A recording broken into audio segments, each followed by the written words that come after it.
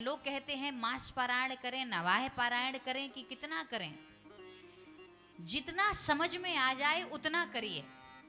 ये कोई नियम नहीं है, क्योंकि कई कई बार लोग टोलियों को बुलाते हैं मानस पाठ करने के लिए, और हमने देखा है कि टोलियों के लोग जो आते हैं गायक लोग मानस पाठ करने, जितनी ट्रेन सुपर फास्ट ट्रेन न चले उससे फास्ट तो वो रामायण पाठ करते हैं।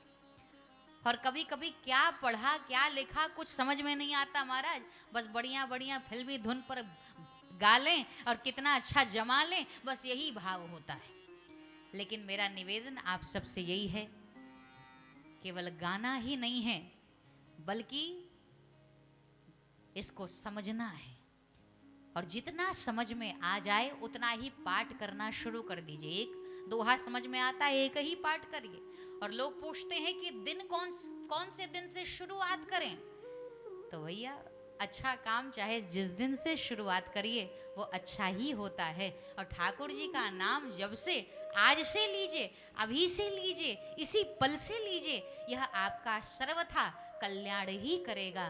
भगवान की कथा, भगवान का नाम, रामचरितमानस का पाठ, यह आपका कल्याण ही करेगा।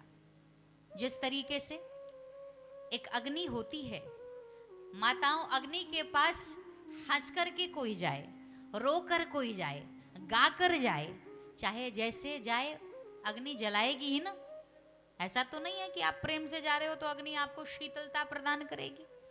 आप चाहे जिस भाव से अग्नि के पास जाइए, अग्नि का स्वभाव है वो जलाएगा ही। मिर्चा प्रेम से खाओ, हंस के खाओ, रो के खाओ, लगना तीता ही है। मिठाई रो के खाओ तो तीता लगेगा नहीं ना, मीठा लगेगा, ये उसका गुण धर्म है। तो जिस तरीके से जिस भी भाव से खाए गए मिठाई, चाहे हंस के रो कर लगना मीठा ही है, मिर्चा जिस भी भाव से खाओगे लगना तीता ही है।